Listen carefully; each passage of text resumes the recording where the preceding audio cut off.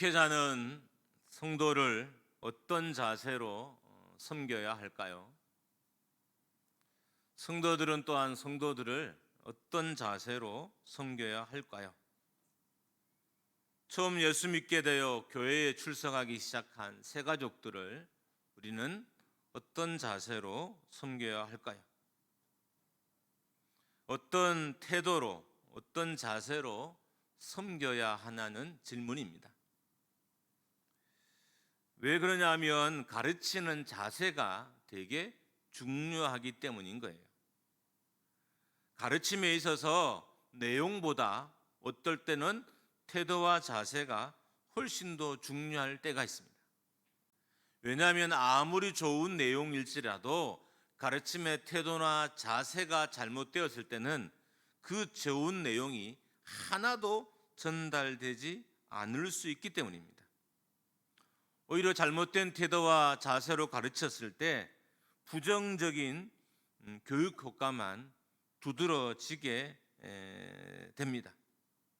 만약에 가르친 자의 태도와 자세가 중요하지 않다면 대부분 우리 집에 사는 우리의 자녀들은 공부를 잘 할 거예요. 왜냐하면 자세가 좋지 않아도 공부를 잘한다면 소리 지르면 되잖아요. 소리 지르고 야단을 치면 아이들이 공부를 잘할 거예요. 근데 실제로 그런 일은 일어나지 않아요.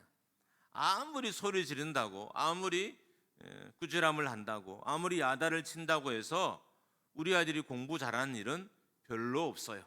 왜냐하면 태도와 자세가 그 아이들의 공부하고 싶은 마음을 완전히 다 빼앗아 가버렸기 때문입니다.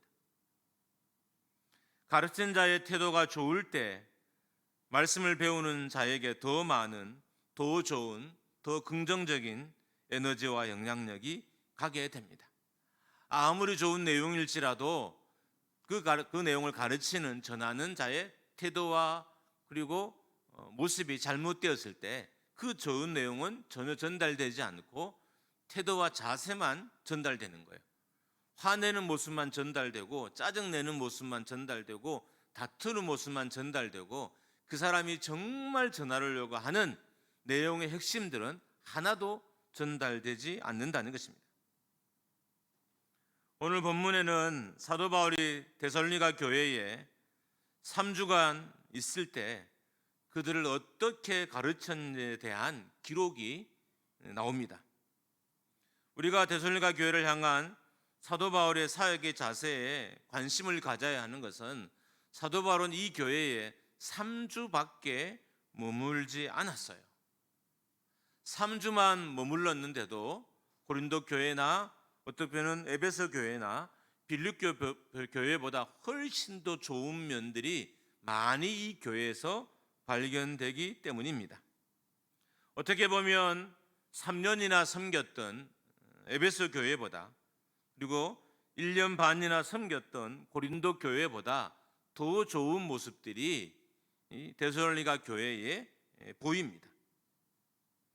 에베소 교회는 2차 전도 여행을 마치고 예루살렘에 사도 바울이 돌아올 때 개척한 교회였고 3차 전도 여행 때 다시 방문해서 3년 동안 두란노 소원에서 성도들을 가르쳤습니다. 그런데도 이 에베소 교회에 부족함과 연약한 모습들이 많이 있었어요. 고린도 교회는 2차 전도 여행시에 세워졌고 사도 바울이 1년 반 동안 이 교회에서 성도들을 가르쳤습니다. 그런데도 이렇게 장시간 정말 집중해서 가르쳤음에도 불구하고 어떤 면에서는 데살로니가 교회보다 더 못한 면들이 꽤 많이 발견되기도 합니다. 이런 차이를 만든 게 뭘까요? 이런 차이를 만드는 이유가 여러 가지일 수 있지만 그러나 오늘 제가 강조하고 싶은 것은 태도와 자세예요. 그러니까 사도 바울이 어떤 태도로 데살로니가 교회의 성도들을 가르쳤기에 이렇게 3주밖에 가르치지 않았는데도 오히려 3년 아니면 1년 6개월 그보다 훨씬 더 긴 시간 동안 가르치는 성도보다 더 나은 면이 있을까? 여기에 좀 집중해야 됩니다. 물론 데살로니가 교회와 다른 초대교회의 차이를 태도에서 다 찾을 수는 없어요. 태도로 다 설명할 수는 없어요. 그러나 그렇게 볼만한 사도 바울의 태도가 오늘 본문에서 보입니다. 그렇다면 바울은 어떤 태도로 데살로니가 교회를 가르쳤을까요? 먼저는 사도 바울이 데살로니가 교회 성도들을 가르칠 때 유모처럼 가르쳤다고 합니다. 7절 말씀입니다. 우리 같이 한번 읽어보겠습니다. 시작. 우리는 그리스도의 사도로서 마땅히 권위를 주장할 수 있으나 도리어 너희 가운데서 유순한 자가 되어 유모가 자기 자녀를 기름같이 하였으니, 이 말은 권위적으로 하지 않고 유순하게 가르쳤다는 거예요. 바울은 얼마든지 데살로니가 교회 성도들에 대해서 권위적으로 가르칠 수 있었어요. 왜냐하면 그는 사도였고 그는 데살로니가 교회를 개척한 사람이었기 때문입니다. 그런데도 권위적으로 이 데살로니가 교회 성도들을 대하지 않았다는 것입니다. 어떻게 보면 교회가 처음 출발할 때 권위적으로 가르치는 것이 맞을지도 몰라요. 그런데도 권위를 가지지 않고 오히려 유모처럼 유순하게 데살로니가 교회 성도들을 가르쳤다라고 하고 있습니다.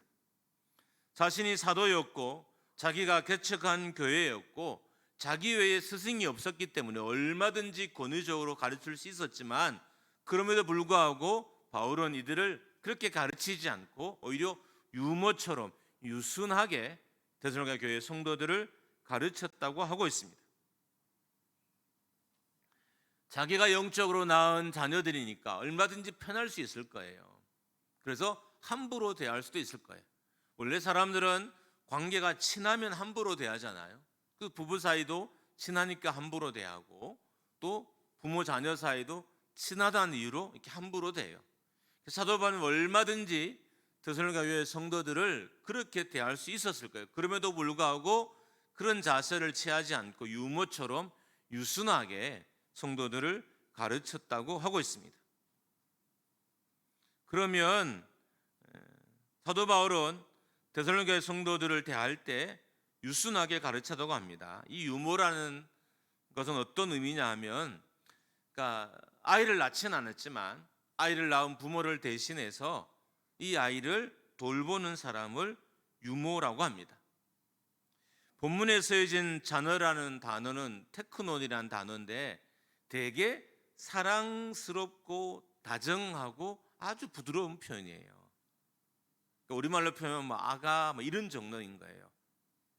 아이 이런 개념이 아니라 자녀에 대해서, 아이에 대해서 아주 부드러운 표현이 테크논이라는 단어입니다. 이게 어떤 의미냐면 사도 바울이 자녀를 낳은 부모가 자녀를 부드럽게 대하듯이 그렇게 대했다는 거예요. 부모만큼 자녀를 부드럽게 대하는 사람은 없어요. 왜 그런지 아세요? 낳았기 때문인 거예요. 자기가 10달 동안 뱃속에 품었다가 낳은 자녀이기 때문에 세상의 그 어떤 사람들보다도 부드럽게 그 낳은 아이를 대해요. 근데 사도 바울은 데살로니가 교회 성도들을 낳지도 않았음에도 불구하고 심지어 그는 결혼도 한 적도 없어요. 그런데도 유모처럼 유순한 마음을 가지고 데살로니가 교회 성도들을 살폈다고 하고 있습니다. 딱딱한 아버지의 마음이 아니라 부드러운 어머니의 마음으로 대했다는 거예요. 유모니까 자기 자녀는 아닙니다. 자기 자녀는 아니지만 자기 자녀처럼 어머니의 마음을 가지고 데살로니가 교회 성도들을 잘 돌아봤다는 것입니다. 어떤 사람이든 정말 아이를 보면 이 아이가 어리면 어릴수록 더 부드러워져요. 아이가 좀 크면 아이를 대하는 어른들의 모습도 좀 강해지지만 아이가 어리면 어릴수록 그 태도는 부드러워져요. 그러니까 이 사도 바울이 데살로니가 교회 성도들을 대할 때 정말 어린 아이처럼 그렇게 대했다는 거예요. 여러분, 우리가 어린 아이가 유모차에 타고 길에 있으면 어떻게 대하나요? 허리를 숙이고 말도 부드럽게 하고 표현도 예뻐지고 그렇게 사납던 우리의 얼굴이 부드러워지면서 그 아이들을 대하잖아요. 이게 아이를 대하는 일반적인 사람들의 모습이 그렇게 대했다는 거예요. 그러니까 평상시의 삶은 어떨지 모르지만 성도들만 대하면 부드러워졌다는 거예요. 그들만 보면 아이를 대하듯이 그 데살로니가 교회 성도들을 섬겼다는 거예요. 그래서 3주만 생겼지만 많은 발전과 성숙이 그들 가운데 있었습니다. 저는 이런 사도 바울의 모습을 영성이라고 말하고 싶습니다. 이런 거죠. 부모가 아닌데 부모의 마음을 갖는 것, 이게 영성인 거예요. 선교사는 아니지만 선교사의 마음을 갖는 것, 영성. 이게 성도의 진정한 영성인 거예요. 기도를 많이 하고 방언을 하고 성령의 능력을 갖는 것이 영성을 대변하는 것이 아니라 진짜 영성은 환자는 아니지만 환자의 마음을 갖는 것, 부모는 아니지만 부모의 마음을 갖는 것을 영성이라고 하고 싶습니다. 성도가 아니지만 성도의 마음을 갖는 것, 새가족이 지난 지 한참 됐지만 새가족의 마음을 갖는 것이 영성입니다. 이게 바울의 영성이었어요. 바울은 장가도 가지도 않았고 당연히 결혼도 하지도 않고 아이들을 낳아본 적도 없고 아이를 키워본 적도 없어요. 그런데 어머니의 마음이 사도 바울에게 있었던 거예요. 그래서 유모처럼, 어머니는 아니니까 유모처럼 이 고린도 데살로니가 교회 성도들을 잘 돌아보고 살필 수 있었던 것입니다. 사도 바울과 비교해 보면 우리는 너무 거칩니다. 가출석하기 시작한 성도들을 대한 우리의 모습이 너무 거칠어요. 아이를 대하듯 대하는 것이 아니라 이미 교회를 한 10년, 20년 그것도 단단하게 무장해서 어떤 말을 해도 시험에 들지 않을 것 같은 사람처럼 성도를 대할 때가 우리 가운데 많이 있습니다. 지금부터 제가 하는 말은 우리 교회 사례는 아니고 목회자 세미나나 아니면 주변의 목회자들과 대화나 아니면 저희가 수업을 받을 때도 목회에 대한 수업을 많이 받으니까 거기에서 들었던 이야기들을 제가 한번 종합해 봤습니다. 이런 겁니다. 성도들에게 새가족들을 잘 좀 돌봐주십시오. 사도 바울처럼 유모처럼 어머니처럼 새가족들을 좀 잘 섬겨주십시오라고 권면하면 많은 교회에서는 이렇게 말한다고 합니다. 그렇게 하면 새가족을 처음부터 너무 얼러서 신앙생활 시키면 버릇이 나빠진대요. 그리고 새가족도 좀 조직의 쓴맛을 봐야 된대요. 그래야 시험에 좀 덜 들고 신앙생활을 잘 한다는 겁니다.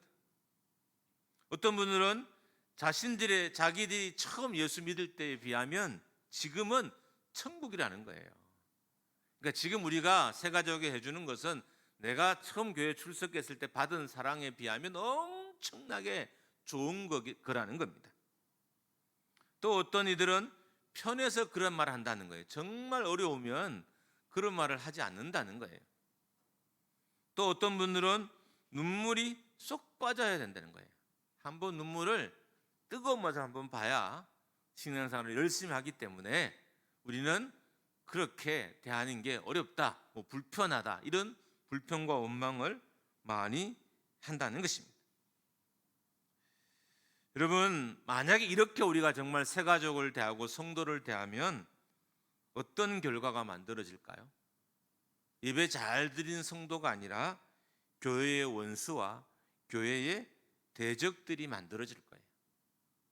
여러분, 신앙생활 잘 하다가 낙심한 성도들의 대부분은 태도 때문에 신앙이 무너진 거예요. 목사의 태도, 성도의 태도 때문에. 가르치는 내용이 잘못돼서 신앙이 무너진 성도들은 또 목회자들은 거의 없어요. 그 태도 때문에 무너졌다는 거예요. 솔직히 목사가 나쁜 말 할 때가 몇 번 되겠습니까? 그 나쁜 말을, 그 좋은 말들을 좋은 태도에 담지 않아서 자기가 예수 믿는 걸 포기했다는 거예요. 자기가 가만 보니까 성도들이 하는 말은 다 옳은 말고 다 좋은 말인데 행동이 태도가 엉망이라는 거예요. 그래서 자기가 신앙을 포기했다는 것입니다. 여러분, 만약에 우리가 앞에서 말한 것처럼 성도들을 대하고 새가족들을 대한다면 그 성도들이, 그 새가족들이 사랑이 많은 성도들로 만들어질까요? 세워질까요? 어머니 같은 사람들로 세워질까요? 사명에 집중하는, 영혼을 사랑하는 성도들로 만들어질까요? 그렇지 않다는 거예요. 만약에 우리가 그렇게 성도를 대하고 새가족을 대한다면 그들은 교회의 원수가 되고 교회의 해방꾼이 되고 머지않아 교회를 떠나는 사람이 될 것입니다. 사도 바울은 데살로니가 교회 성도들을 볼 때 어린아이로 보였던 거예요. 물론 길지 않았기 때문에 어린아이로 보는 것이 당연하지만 어린아이로 보였던 거예요. 되게 중요합니다. 여러분, 성도들이 다 컸다고 생각하면 시험에 들 것밖에 없어요. 여러분이 저를 볼 때 제가 완전한 사람이다, 온전한 사람 생각하면 시험에 들 것밖에 없어요. 근데 대부분 저에게도 어린아이 같은 모습이 있고 여러분에게도 어린아이 같은 모습이 있어요. 우리가 성도들을 잘 대하는 방법 중에 하나는 서로에게 있는 그 어린아이 같은 모습들을 인정해주고 때로는 어린아이로 봐주는 모습이 우리 가운데 필요하다는 것입니다. 사도 바울은 데살로니가 교회 성도들을 보살필 때 영적인 아이처럼 봤어요. 육체는 컸지만, 외모는 든든해 보였지만, 외모는 아름다워 보였지만, 세상적인 지식은 많아 보였지만 그들을 아이처럼 봤어요. 그래서 짧은 시간 그들을 가르쳤지만 자세하게 가르쳐. 여러분, 아이들은 자세하게 가르쳐야 돼요. 아이들은 하지마 그러면 못 알아들어요. 이거 하면 손에 아야하고 피나니까 이거 하지마, 이거 하면 손에 피나고 아야해서 삐뽀 와서 병원 가야 되니까 하지마. 이게 구체적으로 말해야 돼요. 아이들한테 하지마 그러면 아이들이 못 알아들어요. 그래서 부모가 아무리 하지 말라고 해도 그 일을 계속해요. 그러니까 자세하게 설명해 줘야 되고, 모르는 것이 수없지 많았지만 사도 바울은 인내하면서 가르쳤고, 장가는 가지 않았지만 자신의 아이들을 가르치는 마음으로 데살로니가 교회 성도들을 가르쳤던 것입니다. 이런 사도 바울과 그의 동력자들의 모습이 3주밖에 사회 가지 않았지만 칭찬 듣는 교회로 데살로니가 교회 성도들이 성장하게 만들었던 겁니다. 그리고 주변의 많은 교회들로부터 인정받는 교회가 되게 했던 것입니다. 사도 바울의 사역의 특징 중에 하나가 자신의 환경과 자신의 형편에 묶이지 않는다는 거예요. 여러분, 장가를 가지 않고 사역을 하는 것, 결혼을 하지 않고 자녀에 대해서 이야기하는 것, 되게 어려운 일이에요. 지금은 너무 보편적인 거라 큰 문제가 되진 않지만 아마 사도 바울이 살던 이 시대에는 사도 바울을 보는 관점에 있어서 사도 바울을 많이 괴롭혔을 거예요. 그리고 사도 바울이 결혼을 하지 않고 자녀에 대한 이야기를 할 때마다 어쩌면 많은 사람들이 그를 폄하했을지도 몰라요. 그리고 실제로 많은 사람들은 이런 결혼하지 않는 환경에 매여버리거나 그리고 자녀를 낳지 않는 환경에 매여서 복음을 이해하는 것, 교회를 섬기는 모습도 좀 왜곡되기도 하고, 어떨 때는 가난하면 가난의 왜곡이 되고요, 돈이 많으면 돈이 많다고 왜곡되고요, 어떤 사람은 사회적인 지위가 높으면 그 사회적인 지위가 높은 걸로 왜곡을 만들어요. 근데 사도 바울은 자신의 형편에 묶이지 않았다는 거예요. 얼마든지 결혼하지 않았다는 그 자신의 형편에 그의 복음이, 그의 삶이 묶일 수 있었지만 그는 묶이지 않았다는 거예요. 그래서 유모처럼, 어머니처럼 데살로니가 교회 성도들을 가르칠 수 있었던 거예요. 만약에 그의 형편에 묶였다면 그는 결코 어머니처럼 데살로니가 교회 성도들을 가르칠 수 없었을 거예요. 그런데 묶이지 않았기 때문에 가르쳤고, 그 결과 성도들이 건강하게 잘 성장할 수 있었던 것입니다. 형편과 상황에 갇힌 사역자가 아니라 성도에게 어머니가 필요할 땐 어머니의 모습으로, 성도에게 아버지가 필요할 땐 아버지의 모습으로, 성도의 스승이 필요할 땐 스승의 모습으로 성도를 섬겼어요. 이게 바울의 영성인 거예요. 여러분, 우리는 형편에 매여요. 자기의 조건에 매여요. 자기 한계에 매여요. 그래서 그 한계에 걸맞는 기도를 하고 그 한계에 걸맞는 섬김을 하고 그 한계에 걸맞는 신앙생활을 해요. 그리고 항상 거기에 늘 발목을 잡혀서 더 이상 신앙생활이 잘하지 못하는 것을 봐요. 사도 바울은 그렇지 않았다는 거예요. 여러분, 어머니가 아이를 낳지 않고 어머니의 마음을 갖는 일이 과연 가능할까요? 저는 불가능할 것 같아요. 여러분은 가능할지만 저는, 왜냐하면 제가 아무리 우리 아이들을 잘 돌보고 잘 이렇게 섬겨주려고 해도 아내만큼은 안 되더라고요. 저도 엄청 노력하는 편이거든요. 아이들과 대화를 하고 문제가 있을 때 뭐 밤을 새워서 이야기해 가면서 아이들의 형편들을 살펴주고 결론을 찾으려고 하고 어떻게든 점을 좀 화해 접점을 만들어 보려고 엄청나게 노력해요. 그런데 아내만큼은 안 되더라고요. 그래서 사도 바울은 결혼하지 않는데 어머니 마음을 가졌어요. 이게 진짜 영성인 거예요. 그래서 그런 마음으로 교회를 돌봤더니 이 데살로니가 교회가 다른 오래 머물렀던 교회보다 더 건강하고 아름답게 설 수 있었던 것입니다. 두 번째, 사도 바울이 데살로니가 교회 성도들을 가르칠 때 취한 태도는 아버지예요. 첫 번째 취한 태도가 유모처럼 어머니처럼이라면 두 번째 취한 태도는 아버지처럼입니다. 11절을 표준 세번으로 읽어봅니다. 같이 한번 읽습니다. 시작. 여러분이 아는 바와 같이 아버지가 자기 자녀에게 하듯이 우리는 여러분 하나하나를 대합니다. 데살로니가 교회 성도들을 대하는 사도 바울의 두 번째 태도는 아버지처럼입니다.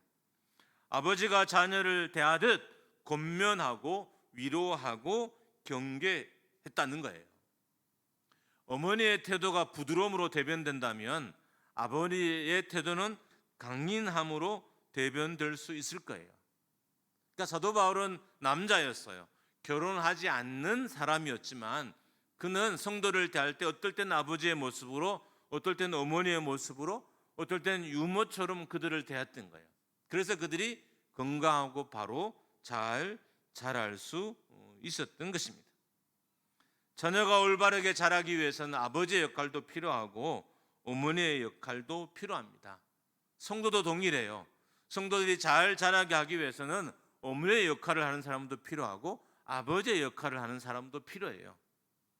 만약에 교회에 어머니 역할을 하는 사람만 많으면 성도들이 습관과 태도가 나빠질 것이고, 만약에 교회에 아버지 역할을 하는 사람들이 많아지면 그 교회는 무섭고 두려운 교회일 거예요. 교회도 아버지 역할과 어머니 역할을 하는 사람이 필요하고요. 한 영혼이 성장하고 자라는데도 아버지 역할, 어머니 역할을 하는 사람이 필요하고요. 가정에서도 아버지와 어머니 역할이 필요해요. 우리가 어쩔 수 없이 아버지와 어머니가 없을 수도 있잖아요. 그런데 아버지 역할을 하는 사람이 있으면 돼요. 어머니 역할을 하는 사람이 있으면 되는 거예요. 그래야 건강하고 온전하고 바로 잘 자라게 된다는 것입니다. 어떤 때는 어머니에게 양육받듯이 양육을 받아야 하고 어떤 때는 아버지에게 양육을 받듯이 양육을 받아야 합니다. 사도 바울은 7절에서 어머니의 마음을 가진 유모처럼 데살로니가 교회를 섬겼습니다. 그런 사도 바울이 11절에는 아버지처럼 데살로니가 교회를 섬겼습니다. 결혼을 하지 않는 사람이었지만 성도를 대할 때 어떨 땐 어머니, 어떨 땐 아버지처럼 대했다는 거예요. 앞에서 말씀드린 것처럼 이게 진짜 영성인 거예요. 내가 성도의 아버지는 아니지만 아버지의 마음을 갖게 되는 것이 진짜 영성인 거예요. 내가 가난하지 않지만 가난한 사람의 마음을 이해하고 아는 것, 내가 목회자는 아니지만 목회자의 마음을 이해하는 것, 내가 성도는 아니지만 성도의 마음을 이해하는 것, 내가 환자는 아니지만 환자의 마음을 이해하는 것이 영성인데 사도 바울에게는 이것이 있었어요. 그래서 어떨 때는 어머니의 모습으로, 어떨 때는 아버지의 모습으로 성도를 잘 가르치고 섬길 수 있었습니다. 어머니의 역할은 어머니가 되어본 사람이 잘합니다. 아버지의 역할도 아버지가 되어본 사람도 사람이 잘 압니다. 근데 바울은 아버지가 되어본 적도 어머니가 되어본 적도 없었습니다. 그가 하나님으로부터 어머니처럼 교회를 섬기는 법, 하나님으로부터 아버지처럼 교회를 섬기는 법을 배웠기 때문인 거예요. 여러분, 하나님 안에 있으면 우리가 아버지가 아니지만 아버지의 마음도 가질 수 있어요. 내가 하나님 앞에 온전히 붙잡히면 어머니가 아니지만 어머니의 마음도 가질 수 있어요. 내가 하나님 안에 온전히 사로잡히면 내가 목회자는 아니지만 목회자의 마음을 가질 수 있어요. 내가 하나님께 온전히 붙잡히면 내가 성도는 아니지만 성도의 마음을 가지게 되는 것입니다. 그러니까 사도 바울은 이 모든 것을 하나님 아버지로부터 배웠던 거예요. 자기는 태생적으로 갖지 않은 마음이었지만, 갖지 못하는 심성이었지만, 갖지 못하는 태도와 자세였지만 하나님으로부터 배워서 자기 것이 됐어요. 그래서 그런 모습으로 교회를 섬길 수 있었던 것입니다. 이제 여러분에게 질문하려고 합니다. 바울은 데살로니가 교회를 왜 어떤 때는 아버지처럼, 왜 어떤 때는 어머니처럼, 또 앞부분에 보면 청지기라는 단어는 나오지 않지만 청지기처럼, 다음 본문에는 사자처럼 이렇게 데살로니가 교회를 섬겼다는 거예요. 다시 반복합니다. 아버지처럼, 또 어머니처럼, 유모처럼, 그리고 청지기처럼, 그리고 사자처럼 데살로니가 교회를 섬겼어요. 왜 그랬을까? 그런 자세로 섬겨서 무엇을 이루려고 했을까? 이게 중요하지 않겠습니까? 첫 번째로는 복음을 주기 위해서였습니다. 복음을 전하기 위해서였어요. 그들에게 예수 그리스도를 전하고 그들이 예수 그리스도를 믿게 하기 위해서 이런 태도를 취했다는 것입니다. 예수 그리스도의 사랑이, 예수 그리스도의 십자가가 그들에게 전달되기를 바라는 마음 때문이었습니다. 사적인 마음 때문에 이런 태도를 취한 것이 아니었습니다. 이것은 사도 바울의 본래의 성품도 아니었습니다. 사도 바울이 경험한 성품도 아니었습니다. 그런데 왜 이런 태도를 취했냐? 복음을 전하기 위해서. 이래야 복음이 더 전달되니까, 이래야 복음이 잘 뿌려져서 복음 안에서 그들이 자라니까 이런 아버지와 어머니 같은 태도를 취하면서 그들을 돌아보고 섬겼던 것입니다. 사도 바울은 여러 곳에서 복음만 전달된다면 자기가 어떤 모습을 다 취할 수 있다고 고백합니다. 전해지는 것이 예수 그리스도라면, 예수만 전해진다면 자기는 어떤 형편에 처해도 된다는 거예요. 그래서 그는 어떨 때는 아버지처럼, 어떨 때는 어머니처럼 성도를 가르치고 섬겼던 것입니다. 고린도전서 2장 2절 같이 한번 읽습니다. 시작. 내가 너희 중에서 예수 그리스도와 그의 십자가에 못 박히신 것 외에는 아무것도 알지 아니하기로 작정하였음이라. 사도 바울은 복음이 전부였어요. 그래서 이 어머니처럼 또 아버지처럼 성도를 대했던 것도 이 복음이 전부였기 때문이고, 이 복음이 전달되기를 바랬던 거예요. 자기에게 설교를 듣는, 자기의 가르침을 받는 성도들 중에 한 명도 이 복음을 믿지 못해서 지옥 가는 역사가 없도록 바랬기 때문에 그가 어떨 때는 아버지처럼, 어떨 때는 어머니처럼 그들을 섬겼던 것입니다. 빌립보서 1장 20절입니다. 같이 읽습니다. 시작. 나의 간절한 기대와 소망을 따라 아무 일에든지 부끄러워하지 아니하고 지금도 전과 같이 온전히 담대하여 살든지 죽든지 내 몸에서 그리스도가 존귀하게 되게 하려 하나니. 사도 바울에게 있어서 예수 그리스도가 높아지는 것이 전부였던 거예요. 사도 바울은 복음이 전해지고 복음이신 예수 그리스도가 높아지는 것, 이것이 사도 바울의 모든 관심사였다는 거예요. 그래서 어떤 형편이든 예수만 전해지면, 어떤 형편이든 예수만 높아지면 자기는 아무 상관이 없었다는 거예요.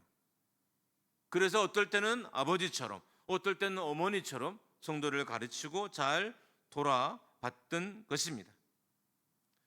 빌립보 교회에서 많은 싸움이 있었어요. 그런데도 사도 바울은 복음 전하는 것이 핵심이었어요. 빌립보 교회는 개척이 되고 또 개척된 후에도 계속 다툼이 있었던 교회예요. 그런데 사도 바울은 그 교회를 통해 뭘 하고 싶었을까요? 복음을 전하고 싶었어요. 그래서 다투는 교회를 포기하지 않고 계속 돌아봤던 것도 어쨌든 다툴지라도 복음이 전해지면 된다. 교회가 문제가 있어도 복음이 전해지면 된다. 이 마음으로 다투는 교회를 계속 돌봐보고 있었던 것입니다. 여러분, 교회와 성도는 문제가 있어도 복음이 전해져야 돼요. 교회와 성도는 다툼이 있어도, 교회에 어려움이 있어도 복음이 전하죠. 왜? 이게 교회의 사명이기 때문에. 사도 바울은 이게 본질이었던 거예요. 복음 전하는 것. 그러니까 교회를 아름답게 하는 것보다 복음 전하는 게 더 우선이었던 거예요. 자기의 삶이 존귀하게 되는 것보다 복음 전하는 게 더 우선이었어요. 여러분, 어머니처럼 성도를 대하다 보면 무시당하지 않겠어요? 어머니처럼 성도를 대하다 보면 여러분 힘든 일이 없겠어요? 여러분, 자녀 키울 때 자녀들이 그 마음을 다 알아주던가요? 무시하기도 하고요. 또는 자녀가 여러분 욕하지 않던가요? 욕도 하잖아요. 여러분은 자녀를 잘 키워서 욕 들은 분이 한 분도 없나 봐요. 저는 제 기억에 욕한 적이 있는데, 여러분 최소한 저보단 다 착하고 공부도 잘하고 막 이쁘고 그랬나 봐요. 그래도 가르치잖아요. 사도 바울이 그랬어요. 교회가 문제가 있어도 계속 복음을 전했어요. 왜냐하면 그게 교회의 사명이라고 생각했기 때문에. 성도가 문제가 있어도 계속 복음 전하도록 그들을 섬겼어요. 그게 사도 바울의 사역의 본질이었기 때문입니다. 교회도 마찬가지. 교회가 다툴 수 있어요. 그래도 복음은 전해야 돼요. 성도가 성격이 좀 이상할 수 있어요. 그래도 복음은 전하도록 가르쳐야 돼요. 사도 바울의 모든 목적은 오직 예수였고 오직 복음이었어요. 그래서 그렇게 되기를 바라는 마음에, 전해지게 되는 마음에, 어떨 땐 어머니처럼, 어떨 때는 사자처럼, 어떨 때는 청지기처럼, 어떨 때는 아버지처럼 성도를 대했던 것입니다. 사도 바울이 이렇게 교회를 섬긴 두 번째 이유는 하나님께 합당한 삶을 살게 하기 위해서였습니다. 이렇게 섬기면 하나님께 합당한 헌신을 하지 않을까라는 생각이 사도 바울에게 있었던 거예요. 자기가 어머니처럼 아버지처럼 성도들을 섬기면 성도들이 하나님께 영광 돌리는 삶을 살지 않을까, 하나님께 바로 서지 않을까, 하나님께 온전히 서지 않을까라는 마음이 있었어요. 그래서 어쨌든 성도를 돌보려고 노력했던 것입니다. 하나님의 명령에 합당한, 복음에 합당한, 교회의 영광에 합당한, 성령의 사람으로 합당한 삶을 살게 하기 위해서 사도 바울은 이런 태도를 취하고 교회와 성도들을 섬겼던 것입니다. 스승에게 있어서 자녀들이 잘 되는 것보다 더 큰 영광은 없어요. 그래서 은퇴하고 난 이후에 제자들이 스승을 찾아와서 저는 뭐 어느 기업에 있고요, 저는 어떻게 살아, 이렇게 할 때 얼마나 이렇게 자랑스럽겠어요. 사도 바울의 자랑이 뭐냐 하면 성도들이 하나님 앞에 바로 서서 신앙생활을 하는 거예요. 그걸 기대하면서 어떨 때는 무섭게 아버지처럼 가르치기도 하고, 어떨 때는 부드럽게 어머니처럼 가르쳤던 것입니다. 그들의 삶이 하나님께 영광이 되게 하기 위해서, 그들의 삶이 교회의 영광이 되게 하기 위해서 이런 태도를 취했다는 거예요. 개인의 유익, 개인의 편을 만들기 위해서, 내 사람을 만들기 아니라 하나님의 바로 서서 하나님을 바로 섬기게 하기 위해서 이런 태도를 취했다는 것입니다. 세상의 영광이 아니라 하나님의 영광을 구하며 살게 하기 위해서 이런 태도를 취했다는 것입니다. 복음을 전하는 태도가 왜 중요할까요? 앞에서도 말씀드렸습니다. 내용이 아니라 방법이 남기 때문인 거예요. 사람들은 복음의 내용도 기억하지만 정말 마음에 남는 건 복음을 전하는 태도인 거예요. 우리가 교회를 볼 때 뭐가 남을까요? 교육에 가르치는 제자 훈련의 내용이 남을까요? 물론 우리가 성장하고 성숙하게 잘 가르치고 배움도 필요하지만 그 제자 훈련을 어떻게 가르쳤는가, 우리가 우리 아이들을, 다음 세대를 어떻게 가르쳤는가, 다음 세대의 머릿속에 기억이 남고 성도들의 머릿속에 기억에 남는다는 것입니다. 기억에 남고 몸과 영혼에 남아야 이게 영향력이 된다는 거예요. 여러분, 영향력은 남아야 돼요. 근데 지식은 안 남아요. 뭐가 남아요? 태도가 남아요. 우리가 예배를 잘 드릴 필요가 있는 게 그 태도가 내 몸과 내 삶에 남아요. 예배의 태도들이, 교회를 잘 섬길 태도들이 내 삶에 남아요. 어떤 경우는 복음의 내용은 이해하지 못해도 복음을 전하는 사람의 태도 때문에 예수를 믿는 사람들이 있어요. 그만큼 태도가 중요해요. 물론 그 이후에 예수 그리스도를 주로 고백했겠죠. 우리는 지금 복음에 합당한 옷을 입고 있을까? 한번 잘 살펴야 됩니다. 나는 복음에 걸맞는 옷을 입고 있을까? 이 옷이 뭐예요? 태도와 자세예요. 내가 이 복음에 합당한 제 자세와 태도로 지금 하나님 앞에 있을까? 내가 예배자의 합당한 태도와 자세로 예배하고 있을까? 하나님의 자녀의 합당한 태도와 자세로 내가 지금 하나님 앞에 있을까를 늘 살펴야 됩니다. 태도는 사람도 감동시키지만 태도는 하나님도 감동시켜요. 우리는 이 두 가지를 다 같이 마음에 새겨야 돼요. 태도는 사람도 감동시켜요. 그래서 사람들이 예배 잘 드린 성도들이 많으면 그 교회에 성도들이 많이 등록하고요. 서로 사랑하고 이뻐하면서 사는 성도가 많으면 그 교회를 사람들이 좋아하고 그 교회를 방문하고 또 그 교회에 등록하게 돼 있어요. 근데 이것보다 더 결정적인 것은 하나님이 우리의 태도를 보신다는 거예요. 사람도 태도를 보고 감동을 받고 어떤 결정을 하고 결단을 하는 것처럼 하나님도 우리의 태도를 보고 결단하시는 거예요.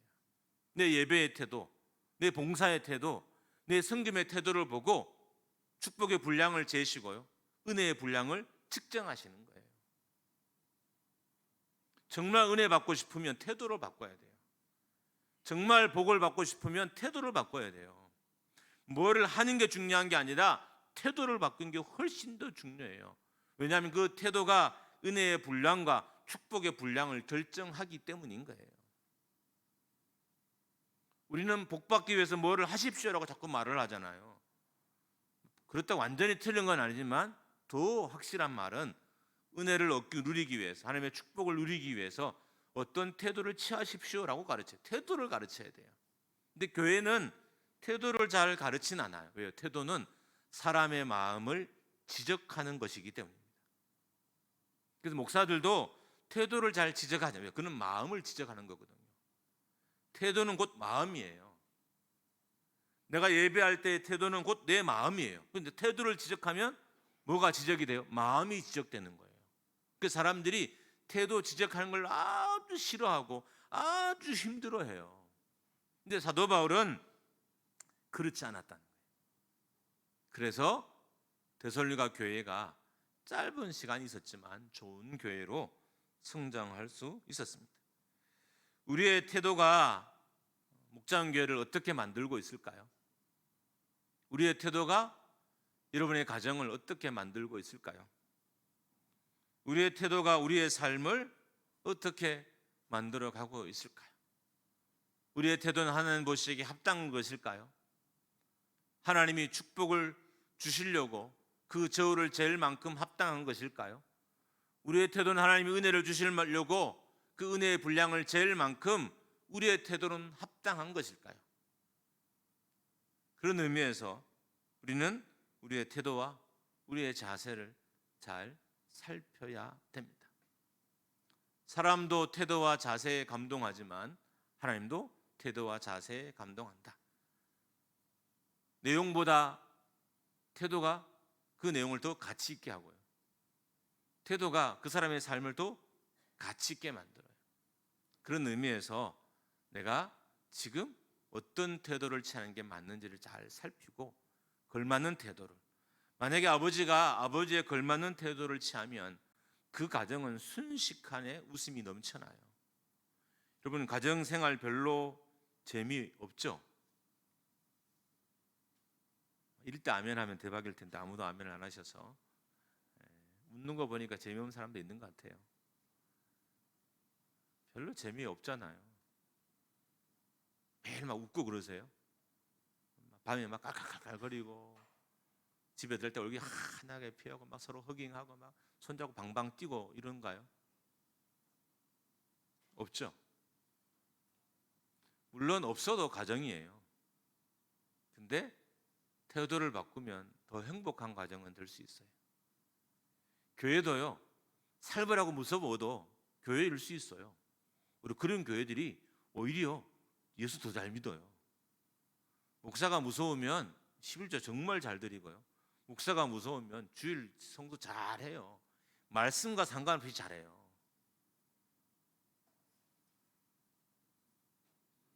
이제 우리 태도를 잘 돌아봐서 하나님이 기뻐하시는 믿음의 태도의 주인공이 되기를 주님의 이름으로 축복합니다. 함께 찬양.